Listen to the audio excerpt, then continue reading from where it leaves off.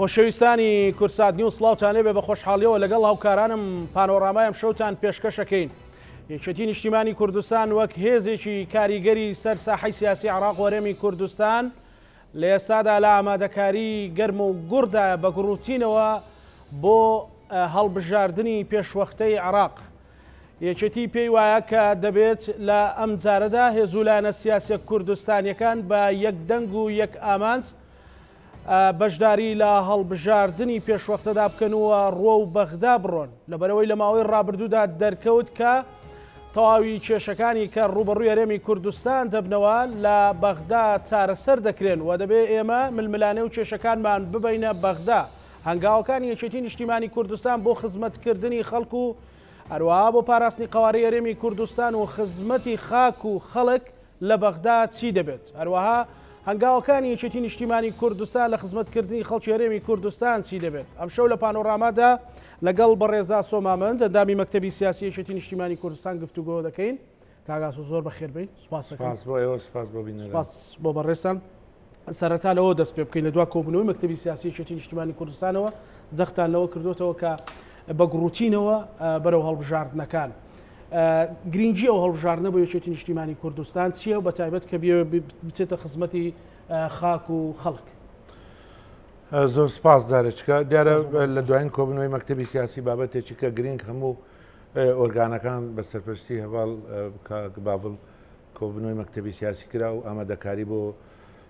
خۆ ئامادەکردنەوەی پەیوەندی بە هەڵبژاردنەکانی پەرلەمانی عێراق و هەڵبژاردننی پێشوەختەوە هەیە. هەموو لایەنە پەیوەندیدارەکان ئۆرگانەکان ڕاست پێدران و ئەو لایەنانەی کە بە تایبەتی مەوزۆی ئێمە بە خۆتاندان هاوپەیمانێت یەکمان هەیە لەگە بزوتنەوەی گۆڕان و بەردەوامی ئامادەکاری ئەوەی کە پەیوەندی بە هەڵبژاردن و خۆ ئامادەکردنەوە کراوە چەندین کۆبنەوەمان ئەنجام داوە و پێم وایە تەواوی ئامادەکاریەکان کراوە و لە پرسیاری کرد کە ئەهەمیەتی ئەم خۆ ئامادەکردنیان ئەهمیەتی ئەم هەڵبژاردنە چۆنە دیارە هەمومانەزانین ئەومان بۆ دەرکەوتووە ئێمە ئەم بمانەوە نەمانی ئەمڕۆ بەشێکین لە عێراق و حزورمان لە بەغدا لە ڕێگای نوێنەر و لە ڕێگای بەشداری لە پرۆسەی سیاسی لە عێراق دەوری کاریگەریە بێوانە. ئێمە وەکو یەکێتی نیشتیمانی کوردستان ئەو چێشانەی کە ڕوبەڕووی هەرێمە بێتەوە ڕوبەڕووی ئەو چێشە ناوچە جێناوکانە بێتەوە پێمان وایە باشترین فرسەت ئەوەیە کە بۆ ئەم قۆناغە هەوڵ بدەین زۆرترین نوێنەرمان لە پەرلەمانی داهاتووی عێراق بەشدار بێت بۆی ئەوەی کە پەیوەندی بە قەواری هەرێمی کوردستانە بۆی بە پەیوەندی بە کێشە و مەشاکلەکانی هەرێم و بەغداوە هەیە بۆی داکۆچی لێ بکەنوانە بەشێکی ئەمەیە بەشەکەی دیکەیشی بە خۆتانەدان ئێمە کۆمەڵێک کێشە و گیرروگرفتمان هەیە لە ناوچە جێناکۆکەکان ئەمڕۆ بتوانین کە لەو ناوچانە زۆرترین نوێنەرمان هەبێ بۆی داکۆچی لەو مافانەی میلەتەکەمان ئەو ناوچان ناوچە جێناوکانەوە کەرکووک بە تایبەتی کە یەکێکە لە محوەرە سەرچەکانی ئێوە وەکو یەکێتی نیشتیمانی کوردستان ڕۆڵی یاخود چەند گرنگە خەڵک تێگەیشتێکی تایبەتی هەبێ بۆی کە پێویستە بە گڕوتینەوە بەشداری هەڵبژاردن بکە بە تایبەتی لەو ناوچانێک کە پێی دەگوترە ناوچە کوردستانیەکانەوە لە ناو هەمویانە کەرکووک. باسی قانونی ئەم داری هەڵبژاردن کە قانونەکەی بە خۆتان زۆر جیاوازە هەر پارێزگایەک مەسەن بە پێی حەزمی پارێزگای مەسەن سلێمانی بۆتە 5 بازنە کەرکوو بۆتە 3 باز دەوانە ئێمە پێشووتریش لە هەڵبژاردنەکانی پێشوش وەکو یەکێت نیشتیمانی هەمیشە پێمان وا بووە کورد لە ناوچە جێناکۆکان دەبێ یەک لیست بێ یەک دەنگ بێ یەک ئەو بێ بۆی هەموو دەنگ و ڕەنگەکان بۆ ئەو لیستە بڕاتەوە بۆی زۆرترین کورسی بەدەست بێنین بەداخۆ ئەمە نەکراوە. ئێمە لەو ناوچانە مەسەن بۆ نمونەی کەرکوو بێنینەوە لە بازنەیەکی وەکو بازنە یەک کە ڕاستە بازنەکە زۆربەی دەنجی کوردی و ڕەنجی کوردیتیایە بەڵام بە پێچەوانەشەوە عەرەب و تورکمانیشی تایە بۆیە گرنگە ئێمە هەموو توانای خۆمان بخەینەگەر بۆی زۆرترین دەنگ و زۆرترین کورسی بەدەست بێنین لەو ناوچانە و نوێنەری خۆمان لەوێ دەستنیشان بکەین بە پێچەوانەشەوە ئەوانەی کە نارەکانی میلەتەکەیان لەو بە نەوعێک لە نەوعەکان ئێستاش هەندێک خەڵکەیە بە عقلێتی شۆفێنی بیرەکاتەوە بۆیە ئێمە بتوانین بڵێن ئەمە دەنجی کووردە ئەمە نوێنەری کووردە بە تایبەتی لەو ناوچانە و ئێمە لەو سۆنگەیەشەوە هەوڵماندا هەموو کورد لە ناوچە جێناکۆکان بەڵام بەداخوا من نەکرا بەڵام ئێمە و وزوتنەوەی گۆڕان کە چەندین کۆبنەوە لەسەر ئاسی لوتکە ئەنجام درا کە بتوانین نەک لەسەر ناوچە جێناوەکان وەکو هاوپەیمانێک هاوپەیمانی کوردستانمان پێکێنا و من پێم وایە هەنگاوی باشە بۆ نەک بۆ سەردەم ناوچە جێناکۆکان بۆ سەردەم هەرێمی کوردستان. بەڵێ کاگاسۆ کەواتە ینی زۆر جار ڕخنە هەیە نیگەرانی هەیە لە خزمەت گوزاری لە کۆمەڵێک بابەتی تر بەڵام ئەم هەڵبژارنە چەند گرنگە کە ئێمە وە خەڵک لەوە تێبگات کە بەڕاستی کاتێک کە هەڵبژاردننی پەرلەمانی عێراقا کاتێک کورد دەیەوێت لە ناوچە جێناکۆکەکان سنگ و ڕۆڵی کوردایەتی نیشانی عراقیەکان لایەنە عراقیەکان بدات بە گروتینەوە بەشدار بکات لەوێ ینی فەرقێکی هەبێت لەوەی کە بۆ پەرلەمانی کوردستانیان بۆ پەرلەمانی عراق ئێمە بەخۆتەزانی لە ناوچە جێناکان کێشەی خاکمانێ کێشەی زەویمانەیە کێشەی نەتەوەمانەیە تەجروبەکانی ڕابردوو ئەگەر بە بڕغمی ئەوەی کە خەڵک گلەی هەبوو بێ نێگەرانی هەوێ بەڵام کاتێ دەسەر مەوزوعی دەنگ و ڕەنجی کوردیان بە تایبەتی ئەوەی کە پەیوەندی بە یەکێتی نیشتیمانی کوردستان هەڵبژاردنەکان دەری خستووە کە سەر ڕای گلەیەکان ڕەخنەکانیان بەڵام بە گروتینێک بەشداریان کردووە. من بەوەی دەشپێنم وەکۆی چۆن جەنابەت لەگەر برایەکی خۆت لەگەر کەسێکی خۆت نزیکی خۆت زیان بە ماڵەکەی خۆت بە شتێکی خۆتەگەێنی دوای دەبێت درستی بکەیەوە. بۆیە ئەم هەڵبژاردنانەوە قبول ناکە کە تو بەتایبەتی لەو ناوچانە ڕێژەی کورسی مەسەرەن لە کەرکووک 12 کورسی پەرلەمانەیە زایدەن کۆتای مەسیحیەکە. ئەگەر تو بە ڕێژەیەکی وا بەشداری نەکە یان دەنگەکانمان یەک نەخەین بە دڵنیاییەوە لایەنەکانی دیکە کورسیەکان بەدەستدێنن. بۆیە پێم وایە خەڵکی ئەو ناوچانە لەوە تێدەگەن و بە هەرێمی کوردستانی شۆچکە لە ئەگەر بۆ پەرلەمانی کوردستان بێ دیارە ئامانجەکەی کۆمەڵێک تموحاتی حیزبی یان شتی دیکەیتیا بەڵام لە نەتیجە ئەوەی کە پەیوەندی بە عێراق و یان بەشێکین لە عێراق طبی ئەمە ڕێژەی کورسی بۆ کورد دەبێتە پێوەرێک. ئێمە ڕاستە لەگە بزنەوەی گۆڕان وەکو هاوپەیمانێکمان دروست کردو بەڵام ئێمە پێمان باشە دوای ئەنجامی هەڵبژاردنەکانیش وەکو کورد هەموو لایەنە سیاسیەکان هاوپەیمانێک دروستکەین بۆی کورد بە بەشداریەکە لەو یەک ڕیزیە کە جەختی لەکەنەوە مەبەستان چیانی ئەو کلێن و فەراغانەی لە ماوەی ڕابردوو بۆتان دەرکەوتووە لە سیاسەتی ماوەی ڕابردوو بۆتان دەرکەوتووە چی بوون مەسەلەن کە خۆزگەتان پێخواست یەک ڕیز بن ئێستا ئاوا بە مکوڕ و مسۆڕن لەسەری کە قایمەیەکی هاو بەشە بێت هەر کاتێک کوردێک دەنگ بێ پێم وایە دەستکەوتی زۆر باشمان بەدەستێنەوە هەر کاتێک کورد پارچە پارچە بێ دەبینین دەرەنجامەکەی چیە بەڵام چەند بەدڵی منە چەند بەدڵی زەنابتەوە بابەتێکە بەڵام قەزیی میلەتەکەیان قەوارەی هەرێمی کوردستان ئەمە بابەتێکە بابەتی دیکەش کوتم ئێمە بەشداری پرۆسی سیاسی معنایەوە نیە پۆستێکمان لەوێ دەرەکەوێیانەوە حزورمان لە ناو پەرلەمانی عێراق حزورمان لە ناو پۆستەکانی کە پەیوەندی بە مشارەکەی پرۆسی سیاسی وانەوە هەیە بە پێی حەجمی خۆمان و بە پێی قورسایی خۆمان دەنگمانە بێ ڕنگمانە بێت تەجروبەکانی ڕابردوش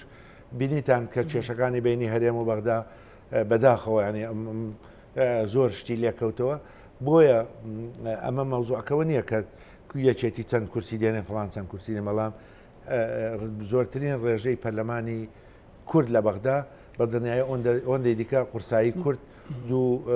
ئەو کێشانەی کە ڕوبەڕوومان بۆتەوە یەک دەستر یەک بڵێ کاگاسۆ ینی لەماوە ڕابردووداوەم بەردەوام گلەی لەوە هەبوو کە کورد یەک ڕیز نییە سەفی کوردی وحەد نییە لە بەرامبەر کێشەکان مەسەلەن هەر یەکە بە جۆرێک ئێستا کاتیەوە نهاتوە بەڕاستی و بە عەمەلی لەوە تێبگەن کە هێزولانە سیاسیەکان کە ئێستا کاتی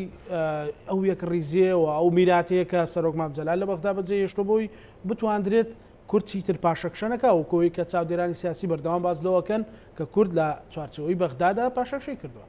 من نامێ بگەڕێمەوە سەر ڕابردووکردن تەجروبەی یان هەندێک هەڵی سیاسی وای لەمان کردووە ئەمە کە بۆوامان بەسەر هاتووانە ئەمە شت زۆر ئەگرێ و هەڵەگرێ و قسە زۆر هەڵەگرێوانە بەڵام ئەوەی کە پەیوەستە بە دڵنیاییەوە ئێمە هەر کاتێک ئەوەی کە جەنابی مامجەلال خوا لێ خورد جەنابی مامجەلال ئەنجامی ئێستاش چوونەکانمان بۆ بەغدا حزوری ئێمە مامجەلال سەروەت و سامانێکی بۆمان بجێشتووە کە دەتوانین زۆر لەسەر ئەم بابەتە قورسایی خۆمان دەربخەینەوەوانە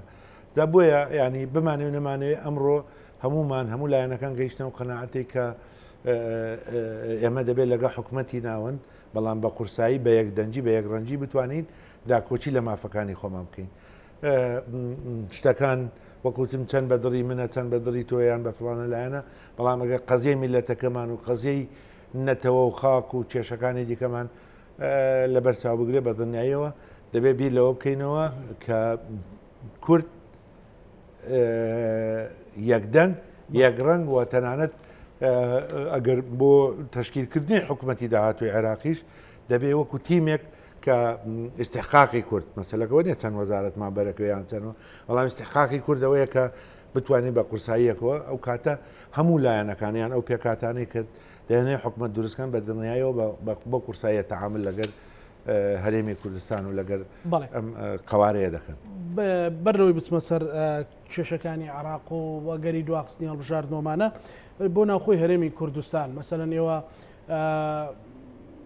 لەو هاوپەیمانی کوردستانی کە بەڕێزت باست کردووە بەڕێزقۆ با تاڵەبانیتان کردوتە سەرۆکی ئەو هاوپەیمانیە. پەیامتان بۆ ئەوە چیە مەبەستان چی ینی هاوپەیمانێکی کوردستان لە تەواوی عراق و هەرێمی کوردستان لەگەڵ بزوتنەوەی گۆڕان لێک تێگەیشتن لەگەڵ کۆمەڵی دادگەری و یەکگرتووی ئیسلامی لەوەیە پەیامتان چییە؟ پەیامی ئەمەد وەکوتم لە چەندین کۆبنەوەی لە لوتکەی باڕ کۆبنەوە ئەنجامدرا بۆی ئەمە لەگەر بزوتنەوەی گۆڕان هەمومان تێدەگەین بەعام بۆ ناوچە جێناوەکان ئەمە نەکە لەگە بزوتنەوەی گۆڕان لەگەل لایەنەکانی لەگە لایەنەکان دیکە ئەوی پەیوەندی بە هەرێمی کوردستانشەوە هەیە ئێمە وەکو یەکێتی نیشتمانی بزوتنەوەی گۆڕان دیارە بە یەکەوە وەکو تیمێک هەم بۆ وەکو هاوپەیمانی کوردستان و هەم ئەو نوێنەرانی کە دامان ناوە بۆی کە بەڕاستی دەربستن و دیارە بە خۆت قانونەکە دەزانی چۆنە دای دەرە و لێک تێگەیشتنی لەگەل لایەنە سیاسیەکان بەڵام لە نەتیجە ئەزمموی ڕابردی هەڵبژاردنەکان بە تایبەتی لەم ناوچانە ڕەمبێ زۆر بەداخەوە تەجروبەیەک بووە بێزاری خەڵکیان نیگەرانێکی لێ دروست بووە بەپێی ئەو ڕاپرسیانیان بەپێی ئەو کۆڵسەنتەرانەیە ئێمە وەکو دەستگال بژاردنیان کۆمەڵێک لایەنی دیکە ئەنجامیان داوە خەڵک ئەم هاوپەیمانەیە بەلاوە گرنگە و تەبایی یەکڕێزی ئارامی بە تایبەتی بۆ ئەم زۆنەی کە پێرن زۆنی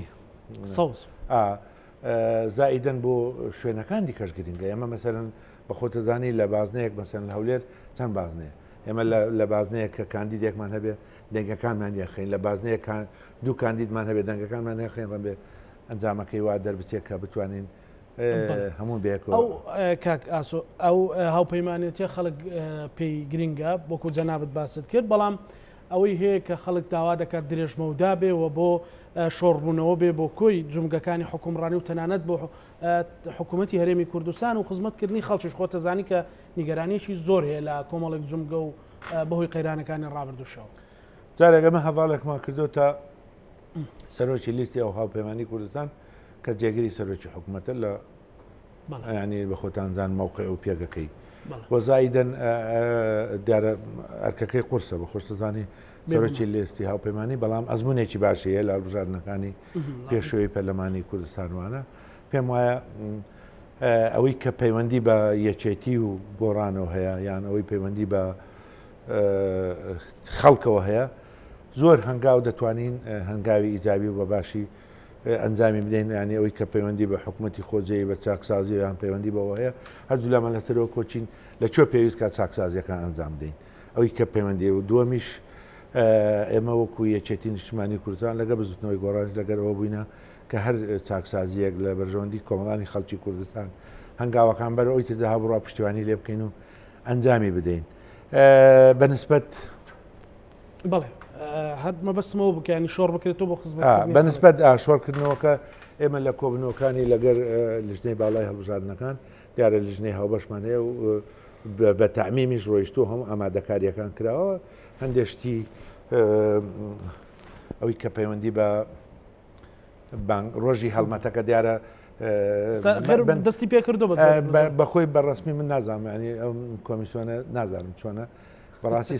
سێمانجێکی دانابوو ئەمە خەڵک شلو کوتەکە و ماوەکەی زۆر زۆر ئێمە نامێت بە تهدید برێن بەڵام ئێمە ماوەیەکمان دیانەوە بۆ ڕۆژی بانگەشەی هەڵبژاردنەکەن بەرنامە سیاسەکە پەیامی هاوپەیمانێتیەکە و کاندیدەکان دەمانێت شتێکی مۆدرن و شتێکی ئەو بکەین کە گونجاو بێ بۆ ئەم هەڵبژاردنە و و هەر منتیقەش تایبەتمەندی خۆیە بەڵام بەدڵنیاییەوە مەحوەرەکان مەڵبەندەکان ئەوەی کە پەیوەندی بە یەکێتی نیشتیمانی کوردستان یان مەڵبەندەکان و مەکۆکان بە یەکۆ کۆبنەوەیان ئەنجام داوە ئەمە لەسەرەوە بۆ خوارەوە شوار بێتەوە و ئەوەی پەیوەندی بە لە ڕاگەیاندنەکانی شو هەیە ئێمە تەنانەت کاندیدەکانیش بە ناوی لیستی هاوپەیمانی کوردستانەوە بانگەشەی هەڵبژاردنەکەن هەتا ئەو ڕۆژی ئەلانکردنی هەڵمەتی ساعتی سفرتان بەڵێ کاک سۆمە بەستەکەمی لێرە ئەوەیە ئەگەر بە ئەو هاوپەیمانێتیە مەسەلەن بۆ پەرلەمانی کوردستانیش بۆ کارەکانی تریش ینی ئەو یەکدەستی هەبێت بیرتان لەوە کردوتیان پلان هەیە بۆ ئەوە بەدڵنیاییەوە من نامێت بچمە وردەکاریانەوە باسمان کردووە ئەوەی کە پەیوەندی بە کوردستانەوە هەیە بە حکوومەتەوە هەیە کە نوێنەرەکانی ئەمە و نوێنەرەکانیوان کە بەیەکەوە وەکو تیمێک وە تەنانەت ئەم هاوپەیمانەیە بەس بۆ ئەم هەڵبژاردنە نیە بۆ دوای هەڵبژاردنەکان و بۆ شتی دیکەشە بۆیە من پێم وایە خەڵک ئەوەی لێمانەوێ و هەنگاوەکانی ئەم هاوپەیمانی کوردستان هەنگاوەکانی حکوومەتەوەی کە پەیوەندی بە چوارچەوەی دەسەڵاتی ئێمە یان ئێمە گۆڕان هەیە بەدڵنیاییەوە خەڵک ئەگەر هەنگاوی عملی باش بنێن پێم وایە هەندێک هەنگاو نراوە هەنگاوی دیکەی باشتر شەڕی خەڵک ئەمەوێ لە بەڵێ هەڵبەتە پرسیارەکەم مەبەستمەوە نیە ینی چڕبمەوە لە مەکتەبەکەی بەڕێستان بەپێ ئەزمون و ئەوەی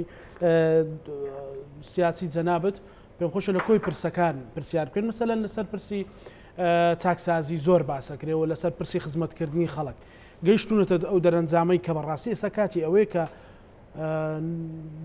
بەغێر مباشر بێ بەر شێوازە بێ شۆڕشێک لە چاکسازی هەبێت بۆ ئەوەی خزمەتی خەڵک بکرێت لە باری مەلەفینەوتە لە خاڵە سنووریەکانە لە پرسەکانی ترە بەڕاستی خەڵک ماندووە خۆت ئەزانی کاک ئاسۆ خەڵک ئەم ڕۆژیانەوێ ئارامیەوێ بێگومان سەقامگیریەوێ بەڵام ئەمە دەبێ بیکێنە لە دروشمە بیکەنە هەنگاوی عملی منیش باسی هەنگاو عملی هەنگاو عملیەکانی تر بە هەر هۆکارێک بوو بێ وەکو پێویست نەمانتوانی بە بەڵام ئێستا کاتیەوە هاتووە ئەوەی پەیوەندی بە چوارچەوەی دەسەڵاتی خۆمانەوە دەبێت هەندێک هەنگاو نراوە من نامەوێت مەسەرەن جاری وە بۆ ڕم بێ ئەوەی کە کێشەی دەسەڵاتی لا مرکزی و یان هەندێک شت هەیە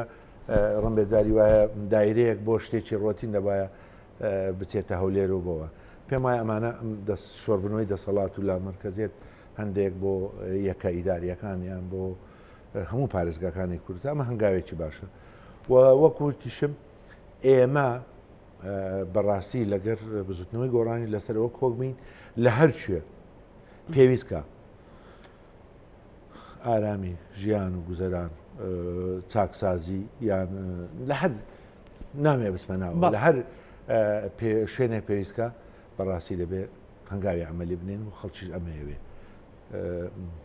خەڵک ئەو نییە من ئێستا برم لە کەناڵەکەی بەڕێستەوە واکەین بەڵام هەنگاوە عملیەکان پێم وایە بەڕێوەیە و پێم وایە ئەوەی کە لە چوارچێوەی نامەوێت باسی شتێ بکەن کە نەکرێت ئەوی لە چوارچێوەی دەسەڵاتی ئێمە و ئەم هەواڵانە هەیە بە حەسەب ئیمکانیاتی کورسی و ڕقەمی خۆتان ناوحکومە باشە کاک ئاسۆ باز لەوە کرێت کە یەکێتی نیشتیمانی کوردستان و بە گشتیش مەسەلەن یەکێتی ئەوەی ڕەت کردوێتەوە کە لە حاڵێکدا کە ناکۆشی ناوخۆی مەسەلەن شەڕی ناوخۆی کە لەمەوە ڕابردوودا مەترسیەکە بوو یەکێتی نیشتیمانی کوردستان سوورە لەسەرەوەی کە مەسەلەن شەڕی ناوخۆ تەحریم کات بەدڵنیایەوە هەمان لەسەرەوە کۆچین ئەگەر کێشەی ناوخۆیشمان هەبێت لە ناوێکێتی تەجروبەکان ڕابردووان بێ زۆر زیاد بەبەست مەسەلەن شەڕی ناوخۆیە مەسەلەن باوە ڕابردوو بەهۆی لەشکر کێشەکەی سوپای تورکیا و مەسەلەن پارتی کرێکارانی کوردستان و پارتی دموکراتی کوردستان هێزی پێشمەرگی کوردستان و پارتی کرێکاران ئەگەری بێکدادان هەبوو بەداخەوە شەهیدی لە هەردوو لالێکەوتەوە مەسەلەن ئەمە داوای هەڵوێست لە یەکێتی و لایەنەکانی ترەکرا ئەگە بگەڕێن بۆ ڕابردوو بە ئێستاش ئێمە زۆر باجی ئەومان داوا دژیەوەینە هەر شێوازێک کە شەڕی کورد لەگە کورد بێوانە باڵوێستەکانی یەکێتی نیشتیمانی کوردستانیش وازح و دیارە بەدڵنیاییەوە ئەمە دژی هەر جۆرە هەنگاوێکین و ناچینە شەڕێکەوە کە دژی کورد بە کورد بێوان بەڵێ لەگەڵ پارتی دموکراتی کوردستان دەتانەوێت هەنگاوەکانی داهاتوتان بۆی ئەو هەنگاوە عملیانەت ئەوانەی کە باسەکرێوەکو دروشم تەرجەمەیکەن و لە زمینەی واقعدا جێگەی بکەنەوە لە چاکسازی لە خزمەتکردنی خەڵک من بەکوتم هێوادارم حکوومەتی هەرێمی کوردستان بەعام یعنی خۆ خەڵک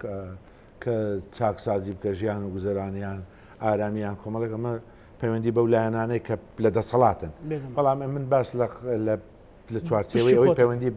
بە پشتی خۆمانەوە دڵنیا بن هەنگاوەکانمان بەرەوەی تیدا دەڕوە ئەوی لە چوارچێوەی دەسەڵاتی خۆمان بێ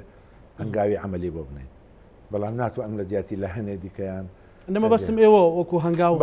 ئێمە پشتیوانی لە هەر جۆرە چاکسازیەکەکەین کە لە بەرژەوەندی کۆمەڵانی خەڵکی کوردستان بێت. بەڵێ زۆر باش کاگاسۆ لەبارەی پەیوەندی بێچێتی نیشتیمانی کوردستان لەگەڵ کۆماری ئیسلامی ئێران لەگەڵ تورکیا ئێوەتانەوە و پەیوەندیانە لەسەر چه ئەساسێک بێەوە بە تایبەتی کە ئێستا بۆ نمونە ئێران لە چەند ڕۆژێ ڕابردوودا لە پێشوازی سەرۆکی هەرێم و سەرۆکی پەرلەمانی کوردستان ئاڵای کوردستانیدانە ئەمە تا ڕادەیەکی باش لای خەڵک جێگەی خۆشحاڵی بوو بەڵام لەولاوە تورکیا بردومان هەیە لەشکرچێشی ئێوە ئەتانەوێ ئەمە چۆن ئیدارەی و پەیوەندیانە بدەن کە گرینگن بۆ داهاتوی هەرێمی کوردستان و قواری هەرێم. ئێمە هەمیشە مەسەلەن پێمان نییە هەر لایەنێکیان هەر کوردێک ئەوەی کە ئاڵای کوردستانیان حەجمی هەرێمی کوردستانیان وا نیشاندانی کۆماری ئیسلامیان لایەنێت چکە بە دنیای ئەمە پشتیوانی لە یەکەن هەمیشە ویستمە وەکو قواری هەرێمی کوردستان و حەجمی کورد لە بەرزترین ئەوە بێ بەداخۆڕەمی هەندێکدار لە نەتیجەی هەڵی سیاسیانی تووشی هەندێک کێشە و چیر و گرفت بووبین بەڵام ئەوە معنای ئەوە نییە ئێمە بە خۆمان هەر هەنگاوێک مەسەرەن کۆماری ئیسلامی وڵاتێکە کە بە خۆتان زان سنوورێکی فران و بەڵام لەم ڕۆژانە کە لە مەراسیمی سەرکۆماری جمهوری ئیسلامی ئێران و سەرۆکی هەرێم و سەرۆکی پەرلەمان کە بەو شێوازە و بەو بە ئاڵای کوردستان و پێم وایە هەنگاوێکی باش و گرینگە و بتوانین ئێمە لە کۆمەلگای نێودەوڵەتی لە وڵاتەکانی دراوسێ ئەم هەنگاوانە بەرەو پێشەوە بین و وەکو هەرێمی کوردستان وەکو قواری هەرێمی کوردستان حەجم و قورسایی خۆمان دەربخێن پێم وایە ئەمە ئامانجی یەکێتی نیشتمانی زەمانەتی ئەو هەنگاوانەوە چوونە پێشی هەرێمی کوردستان و خزمەتکردنی هەرێمی کوردستان و قواری هەرێمی کوردستان چیە لەناو بە دیدی یەکێتی نیشتیمانی کوردستان ئێستا گەیشتونەتەوە دەرەنجامێک کە زەمانەتێک هەیە و دوونیە نامێک زۆر بگەڕێمەوە ڕابردوو هەندێک جار هەیە ئێمە لە دوای پرۆسی ئازادی عێراقیان لە ڕەنگە ڕابردووە زمون بێ بۆ ئێستا ئەوە ئەزمونێکیەوەیە بۆیە ئێمە دارێک هەموو وەکو لایەنە سیاسەکان چەندی کۆدەنگمی چەند بەدڵی منە چەند بەدڵی تو ئێمە بابەتێکە بەڵام بتوانین ئەوەی کە پەیوەندی بە حەجم و قورسایی کورد و هەرێمی کوردستانەوە هەیە زۆر زۆر گرنگە بەڵام ئەوە خۆمانی دەتوانین هەنگاوەکانمان واجەیەکی وان نیشان دەین لە کۆمەلگای نێودەوڵەتی لە وڵاتەکانی دیکە کە ئێمە وەکو هەرێمی کوردستان وەکو قواری هەرێمی کوردستان ئەمە هەینە و حزور و تەواجدمان دەبێت بەو شێوەیە بێت بەشێکی پەیوەندی بە خۆمانەوە هەیە بە هەرێمی کوردستان پەیوەندی بە یەک ڕێزی و ناتەبای ئەو ناتەبای لەمان ڕابردووە هەبڵێ زۆر باشە کاگاسۆ بینە سەر پەیوەندی یەکێتی نیشتیمانی کوردستان لەگەڵ هێز و پێشوە بسمە سەر هێز و لایەنەکان تر لەگەڵ پارتی دموکراتی کوردستان پەیوەندیتان چۆن ئێستا ئەوە ڕوونە و پەیمانی کوردستان لەگەڵ بزوتنەوەی گۆڕانە لێک تێگەیشتن لەگەڵ دوو هێزی سەرەکی ئیسلامیە بەڵام لەگەڵ پارتی دموکراتی کوردستان پەیوەندەکانتان چۆنە و تانەوە چۆن بێ بە دیدی یەکێتی ئێمە ڕەمێت تێبینی و ڕەخنە و شتمانە بێت تا ئێستا هیچ جۆرە کۆبنەوەی شتێکی ڕسمی لەبینی ئێمە و پارتی دموکراتی کوردستان نییە بۆی وازە بێ و بەڵام ئێمە هەمیشە وەکو یەکێتی نیشتیمانی کوردستان لەگەرەوە بووینە کورد یەک دەنگ و یەکمان بێ بەڵام ئەوە معنایەوە نییە لایەنێک کە ئیتر چۆنی بوێ دەمێ ئێمە بەو ئیتیزا بڕوین بەرژەوەندەکانی کۆمەڵانی خەڵکی کوردستان بەرژەوەندەکانەوە نییە کەوەی من دەیڵێم دەبێ بزانین بەرژەوەندی کۆمەڵانی خەڵکی کوردستان قواری هەرێمی کوردستان معنایەوە نییە من ڕێیەکی جیاوازم هەبێ ئەمە دژی بەرژەوەندەکانی هەرێمی کوردستانە ئێمە بە خۆمان پێمان خۆشە وەکوتم واقع ئەمەی دەوە کردووە کە هەر وەختێک کورد یەک دەنگ نەبێ بە زیانی کۆمەڵانی خەڵکی کوردستان گەڕاوەتە زیاد چەند بەدڵی منە چەند بەدڵی تۆیە چەند مەسلحەتی حزبی شخصی ئەوانە هەمووی باجی ئەوانەمان داوە بۆیە مەلامانەوە گرنگە لەگەر هەموو لایەنەکان علاقاتێکی باش و بەهێزمان هەبێ بەڵام لەسەر ئەساسی سنگ و قورسایەکان وەکو نییە کە من پێتەڕم دەبڵێ چی من دەمەوێت دەبێ ئەوها بکەیت ئەمە ڕەت کراوەتەوە و لە باجی ئەم شتانەمانداوە بزانین بەرژەوەندەکانی کۆمەڵی خەڵکی کوردستان دیاریوە معناوە نیە من وەڵا ڕێیەکی جیاواز مەبێ ئەمە قواری هەرێمی کوردستان تێکە دەهێنە خێرەوە پێچەوانەوە من بەهێزیکە بەڵێ بەهێزی بکە باش پەیوەندیەکی نیشتیمانی کوردستان لەگەڵ هێز و لایەنە عراقیەکان بە تایبەتی لە شیعە چۆنەوە تانەوێ ئەم پەیوەندیانە بەرەوچوە بنچکە شیعەوە دەرەکەوێت کە بەڕاستی جونگە ئەساسیەکانی لەبەردەستدایە لە عراق بەخۆت نەزانی سیاسەتی یەکێتی نیشتیمانی کوردستان و لە دوایین سەردانی وەفدی یەکێتی نیشتیمانی کوردستان بە سەرپەرشتی کاک بابڵ و هەواڵانی دەستەی کارژێر و مەکتەبی سیاسی سەردەم لایەنەکانیان بینی و پێم وایە هەموو لایەنەکان هەڵوێست و سیاسەتی یەکێتی نیشتیمانی کوردستان لە ڕوانگەی جەنابی مام جەلالەوە دەبینن و پێم وایە کە ئەو پەیامایان ئەو ڕسالەیە ئەوەندەی دیکە هەڵوێستی یەکێتی نیشتیمانی کوردستان بە گەورەی تەمەشاکەن و هەمیشە ئەوان پێیان خۆش بووە دەور و قورسایی یەکێتی نیشتیمانی کوردستان لە ساحەی سیاسی وەکو چۆن لە زمانی مام جەلال دەورێکی ئەساسی هەبووە بە هەمان شێوە ئەو لایەنانە ئەوها دەبینن بۆیە بەڵام هەر وەفتێکی ئەمە کە هەر لایەنە سەردانی بەغدای کرد بێ دڵنیای ئەوەمان کردەوە کە یەک پارتەی یان قواری هەرێمی کوردستان یان ئەوەی کە پەیوەندی بە ماف و داواکاریەکانی هەرێمی کوردستان و کۆمەڵانی خەڵکی داوای پەیوەندی بە موچەیە کێشە و جیرروگفتەکانی بینی هەرێم و بەغدا بووە ئێمە هەمیشە پشتیوانیەوە بووینە کە دەبێ و چێشانە چارەسەر بکرێت زۆر باشە بە دیاریکراوی لایەنێکی دیاریکراوی شیعەیە کە یەکێتی نیشتیمانی کوردستان لی زۆر نزیک بێتەوە گەریەوە هەبێکە لە دوای هەڵبژارنەکانەوە بگاتە هاوپەیمانێتێک لەگەڵی ئەگەر بۆکو لایەنی شیعی تەمەشرا بکەین ئەوانش ناو لایەنی شیعی زۆر ناکۆکن بەڵێ بۆ بە خۆشمانەزانین چۆن لە دوای پرۆسی ئازادیەوە لایەنە شیعەکان بە حەزم و قورساییەکوانە ئەوانش تەجروبەکانیان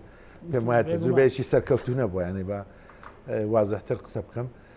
بەڵام ئێمە لەگەر ئەوەیە بەشداری کورد و ئێمە ئەم جارە کە هاوپەیمانیەکمان دروست کردووە و هاوپەیمانی کوردستان لەگەر ئەو لایەنانەی کە بە دنیایەوە خۆ بمانێ نەمانوێ لە نەتیجە لایەنە شیعی زۆرترین حکوومەتیان ئەوە دروستەکەن زایدن لایەنە سونیەکان ئێمە پێمان خۆشە علاقاتمان لەگە سەردەم لایەنەکان باشە و هەوڵەدەین باشتری بکەین زۆر باش کاگاسۆ باس لەوە کرێت کە هاوپەیمانان یان بە تایبەتیش ئەمریکا وردە وردە ئەندێک خەبەر هەیە کە ئەکشێنەوە ئەم کشانەوەیە تا چەند زەرەر بە عراق و هەرێمی کوردستانە گەیەنێ بە تایبەتی ئەوان خەڵکێکی زۆری ترساندووە باوەڕ ناکەم با باسانی ئەم وڵاتە بەجێ بێلێ بەڵام بە خۆت فەوزای ناو عێراق زانی وەزعی کە لە عێراق دەگوزارێت لە چوار سێوەی دەسەڵاتی سەرۆک وەزیرانی عێراق نییە دارە چەکدارە و گروپ و ئەنواعی لەدەوەی حکوومەتوانە پێم وایە هەنی وەزعی عێراق زۆر لە دۆخێکی خراپ و لەوەدا کشانەوەی ئەو هێزانەیان ئەو فەوزایی کە لە عێراق من دەرەنجامێکی گەشتبین نابینم هەنیەوەی کە لە عێراق بەڵام پێم واژ نییە ئەمریکاوە بە ئاسانی بە تەواوەتی لەم وڵاتە بەجێ بێلێ و حزوری خۆی دەمێنێتە بە شێوازێک لە شێوازەکان ئەمە لادە بە شتێکی کە دێنێ بە ناویەوە بەڵام باوەڕ ناکەم بۆ هەر ئاڵوگۆڕێکە بێ مەسەلەن زۆر جار بازەوە دەکرێت ئەو عراقەوە خۆی نامێنێ گۆڕانکاری دەکرێت مەسەلەن ئێمە لەسەر هێڵی گۆڕانکاریەکی گەورەین پێویستە کورد چی بکات و پلانێکی نیشتیمانی کوردستان چێ بێت عێراق هەموو شتێک بە تایبەتی ئەم وەزعانەی ئێستا ئاماژەکان وا بەوە دەکەن کات دەبێ هەڵبژاردن بکرێ بەڵام دوور نییە دوو ڕۆژی کە شتێکی کە ڕووبدا لە عێراق خۆشتەزانی وەزعی عێراق و فەوزا و گەندەڵی و مەشاکل زۆر لە عێراقیەوانە بۆیە من دەگەڕێمەوە سەر ئەوە چەندی کورد یەک ڕیز بێ ئەوەندە دەتوانین بۆ هەر ئەگەرێک دەستکەوتەکان زیاتر دەستکەوتەکان زیاتر بەڵام بە دڵنیایەوە یەک ڕیز نەبین ئەو کاتە ئەوانی بەپێی حەزم و قورسایەکەی خۆت و لە نەزیدە کورد و میلەتەکەمان زەرەر بەڵێ پرسێکی تر هەیە مەسەلەی سەر هەڵدانەوەی داعش کە بینیمان لەو چەند ڕۆژە ڕابردوو لە مەخمور و ناوەناوە لە کفری و خانەقین مەسەلەن زەربە لە خەڵکی سڤیل دەدەن بەڕێزت بەپێی جگە لە سیاسەکەی فەرماندەیەکی سەربازیش بووی لە شەڕی دژی تیرۆریستانی داعش بێت وایە داعش یان پشتی داعش بە هێزی قوتێکی تر بێتەوە بۆ بجێبەجێکردنی ئەجێندایەکی سیاسی لە عێراق بەدڵنیایەوە داعش وەکو برین وەکو خاک و منتیقا هەموو ناوچەکانیان لە دەستداوە بەڵام وەکو گروپی چەکدار و پارتیزان ماونەتەوە لە هەموو شوێنەکان بە خۆشتان ئەو چالاکی و گروپە تیرۆریستانە دەبین بۆی هەر وەختێک ئیستفادە لەو وەزعی فەوزای ناو عێراق بینوانە بە دڵنیاییەوە من بەخۆم ئەم هێزانەی کە دەبینم بەبێ پشتیوانی هێزی هاوپەیمانیان بەبێ پشتیوانی دەوری پێشمەرگە و هێزی پێشمەرگەی کوردستان ئاسان نییە ڕوبەڕووی ئەو گروپە تیرۆریستانە بینەوە بۆیە لە هەر ئەگەرێک دێتر ئەو لایەنانەی لە پشتی ئەوەنە بە دڵنیایەوە مەرام و ئەجندایەکی خۆیان یعنی من دوور نییە لە پێش هەڵبژاردن شتێکی ڕوو بدا دوور نییە لە دوایەوە دوور نییە لە تشکیلی حکومت دوور نییە ینی بۆیە هەموو ئەگەرەکان زۆر شتەیە ئینسان ئێستا لە کەناڵەکانی ڕاگەیاندن باس بکە بەڵام ئاماژەکان کە ئەوە دەبینین کە نائیستقراری هەیە لە ناوچانەوە لە عێراق پلان هەیە بۆ یەکێتی نیشتمانی کوردستان کە ئەم لە حکوومەت ئەم لە سەراستی بەغدا کە پارێزگاری لەو ناوچانە بکرێت لە ڕێگای لیوای هاوبەش بیان لە ڕێگای هەماهەنگی بێ لەگەڵ بەغدا ئەو کۆبنەوانەی وەزارەتی پێشمەرگە لەگەر وەزارەتی دیفاعی عێراقی بەردەوامە هەندێک ئومێد دەکەین هەندێک هەنگاوی دیکە مەسەن ڕاستە مەجموعەیەک قیادەی مشتەرەگەیان مەجموعەیەک ژووری عملیات دانراوە بەڵام پێم وایە دەبێت ئۆپراسیۆنی هاوبەشیوانەش ئەنجام دێن ئەوی پەیوەندی بە حکوومەتی هەرێم و هێزی پێشمەرگەی کوردستان پێم وایە لەم ناوچانە هەموو بۆ هەموو ئەگەرێک خۆمان ئامادە کرد ئەوی پەیوەندی بە یەکێتی نیشتیمانی کوردستانیشەوەیە دیسان حسابان لەسەر هەموو ئەو ناوچانە کردووە چکە تەجروبەکانی 2014 داعش ڕەنبێ ئەو فەراغی کە لە ئینهیاری جێشی عێراقی ئەگەر حزوری پێشمەرگە کوردستان و دەوری یەکێتی نیشتیمانی کوردستان نەبایە ڕەنبێ کەرکووک و زۆر ناوچەیەکە خەڵکی ئەو ناوچانە شایدیمان بۆ دەدەن کە بە مەسیری مووسڵ و سەلاحەدین و ئەو شوێنانەی بەسەر هاتووانە بۆیە بەڵام دیسان دەگەڕێمەوە ئەوی کە گرینگە کورد یەک ڕێز و یەکدەنگ بێ بۆ هەر ئەگەرێک ئەمە تەمەنایەوە ناکەین هیچ زۆرە پشێویەک دروست بێ بەڵام ئەمە وەزعی عێراق و ناوچەکەیە بۆیە بۆ هەموو ئەگەرێک دەبێت خۆمانی باز لەوە ئەگەری دواخستنی انتخابات پێ مەسەلا مقتەدا سەدرێکەکە لە عنصورە سەرەکیەکان و سەدرەکانێکی لە عنصورە سەرەکیەکانی مەسەلا چوارچێوەی سیاسەتی عێراقی لە ئەگەریەوەی ئەوان هەر بەشداری نەکەن پێت وانییە مەسەلەن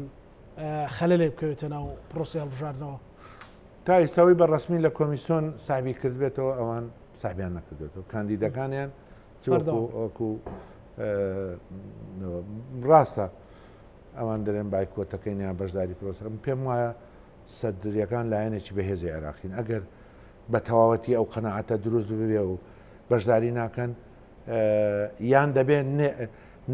هەڵبژاردن نەکرێ یان دەبێت بەشداری بکەن بە خۆتان نەزانن کە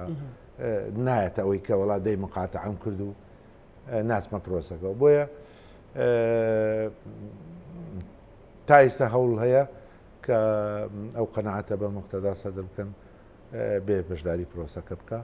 بەڵام ئەوەی کە پەیوەندی بە کۆمیسیۆن و لایەنەی کۆمیسیۆن هەیە هیچ کەسێک لەوانەی لە سەر بە سەدرەکانە سەحبی نەکردوێتەوە بۆیە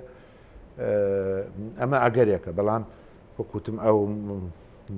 سەدرەکان و هەندێک لایەنی دیکە ئەگەر بە فعلی برێن بایکۆتی هەڵبژاردنەکان بکەن پێمانە ئاسان بێ پرۆسێر بژاردن لە عێراق ئەنجام بدەن ئەگەر هەڵبژاردنیش بکرێ هەڵبژاردنێکی کرد و کاڵە پێم وانە هەر بکرێ یعنی ئەگەر ئەوان بە فعلی بەڵام بەخۆم قەنەعەتم وایە دێنە ناو پرۆسەکە و بەشداریە بۆ ئەو هەموو فۆزایی کە دەگوزارێت کاگاسۆ توانی ئاوەکەت خۆی فەرموو ئەو فۆزایی دەگوزارێت لە ئێستا لە پێش هەڵبژاردنەکانە لە ئەگەری ئەو دڕدۆنجێکە هەیە مەسەلەن لەگەر بگەڕێنەوە بۆ ماوەی ڕابردوو چەندین سەرۆک وەزیر لە دوای خۆپیشاندانەکانەوە تەکلیفکران تا گەیشتە بەڕێز کازمی ئایندەی عێراق مەسەلەن چۆنە بینی لە کورتمەودادا ئەچێتە فۆزایەکی ترەوە یاخود مەساڵحی ئەمریکا قەناعەت شەخسی خۆم بەڵێ لەبەرەوەی ئەوەی دەبینێن تا ئێستا لایەنێکی بەهێز ناتوانێت یعنی مەسەلەن هەر لە دوای پرۆسەی هەڵبژاردننی ئەوە عادل عەبدولمەهدی هێناتان کە لە نەتیجەی ئەوەی نەیانتوانی لایەنە شیعەکان کوتلەکان یان کوتلە بەهێزەکان بتوانن حکوومەت پێک بێنن بەڕێز عادل عەبدولمەهدی لە دوای ئەوەش ئەم خۆپیشاندان و ئەمەوانەی کە لە عێراق ڕوویدا لە نەنجام چەندین کاندید و بێنە و بەردەوانە گەیشتە سەرەوەی مستەفا کازمی ئەو لایەنانەی کە ئێستا هەیەی چەکدار و گروپوانیان لەلایە بۆیە نایبینم کە لایەنێکی بەهێز بتوانێت زۆرترین کویان لایەنێکی شیعیان شیعە ماڵی خۆی ڕێخاتەوە بێتە هێزێکی بەقووەت و بتوانێت ڕوبەڕووی ئەم تەحەدیانە بێتەوە بۆیە ئایندەیەکی باش نابینم لە عێراقوانە پرۆسەی سیاسی ڕان بێ بڕوە هەڵبژاردن ئەنجام بدرێ حکوومەت دروست بکرێ بەڵام ئەوەی نێ ئەوەی کە داواکاری خەڵکە و یان ئەو کێشە و گیر و گرفتانیان ئەو دەردەی گەندەڵی و یان کۆم لە مەشاکلی دیکە هەموو جملەکانی حکوومەتی گرتوێتەوە ئاسان مەساڵحی ئەمریکا و ئێرانیش بەدڕنیایەوە لەوەنی کە ئارامی هەبێت بەدڕنیایەوە هەر یەک ئەجندای خۆی ئەو ئەجندانش بەرێک دەکەون کەواتە دیسام گەڕێنە سەرەوەی کە یەک ڕیزی تاکە زامنی قواری هەرێمی کوردستانە لە ئەوەدا من لە بەروەردەوە دەبەرە کۆتایە ڕۆین یعنی ئەمەوێ پەیامی بەڕێزت لە بۆ لایەنگر و دەنگدەرانی شتی نیشتیمانی کوردستان ئایا چەند گرینگە بە گڕوتینەوە ئۆرگانەکان لایەنگرەکانتان دەنگدەرەکانتان پشتیوانی لیستی هاوپەیمانی کوردستان بکەن بۆی بتوانن کە هەموو ئەو لە تەفاسیلی ئەو بەرنامەیە باسمان کرد یەکێتی نیشتیمانی کوردستان بتوانێت بەهێزەوە بەرگری لێ بکات. من بەدڵنیایەوە داواکاریم ئەوەیە کە ئەندام لایەنگران کە سوکاری سەربەرزی شەیدان پێشمەگە دێرینەکان سەردەم چیر و توێژەکانەوەی کە پەیوەندی بە یەکێتی نیشتیمانی کوردستانەوە پشتیوانی لە لیستی هاوپەیمانی کوردستان و لە کاندیدەکانی هاوپەیمانی کوردستان بکەن تێدەگەم لە هەندێک نیگەرانی هەندێک بێتاقەتی بەتایبەتی لە هەندێک ناوچەی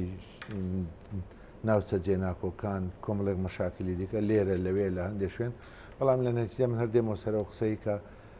من لەگەر تۆ دێم زیانێک بێرە دەگەێنم بەڵام نەتیجە هەردێ بێ بە خۆم دروستی بکەمەوە بۆیە بە هەموو نیگەرانیەکانەوە تێدەگەم بە هەموو بێتاقەتیەکانەوە بەڵام چیەکەین ئایا بایکۆتیەکەین بەشداری ناکەین چێت نەبێتە نوێنەری ئێمە ڕەن بێ ئەمڕۆ کێشەیەکە بێ گیر و گرفتێکە بێ بەڵام دەتوانی چارەسەری بکەین بەڵام نەچوونە دەنگدان و بایکۆتکردنەکەین پێم وایە لە نەتیجە زیان بوو هەمومانەگەیەنێ وەکو ئینسان ماڵی خۆمان وە ئێمەش کە ئەم هاوپەیمانیەمان دروست کردووە بۆ ئەومان بووە کە شتێک بکەین کە بتوانین هێزێکی بەهێز بێ بۆی بتوانین ئەوەی لە ڕابردوو نەکراوە لە داهاتوودا جێبەجێ بەڵێنتان وایە کە هە لەسەر ڕێبازەکەی سەرۆک مام جەلال مەسەلەن ئەو خزمەتانی هەبوو بەردەوام بێ بەتابەتی لە چوارچەوەی عێراقدا ئێمە بە ئەو ڕێبازەکەی ئەو میراتگیریە جەنابی مام جەلال بیکەینە هەنگاوی عەمەلی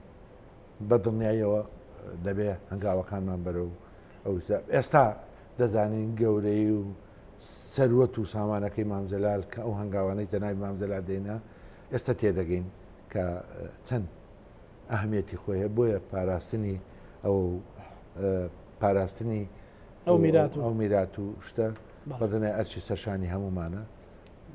بە هەموو نیگەرانیەکانەوە تێدەگەم هەمووشمان جاری وە بۆ لە ڕۆژە لە ڕۆژەکان نیگەرانیمان هەبێ بەڵام لە نزیکە دەبێ هەریەکێتی دوا سەرنجی کاگاسۆ من سپاس بۆ ئێوە سپاس بۆ بینەرانی ئێوە دڵنیای کۆمەڵانی خەڵکی کوردستانەکەینەوە ئەوەی لە توانای ئێمەدا هەبێت ئەوەی پەیوەندی بە یەکێتی نیشتیمانی کوردستانەوەی پەیوەندی بە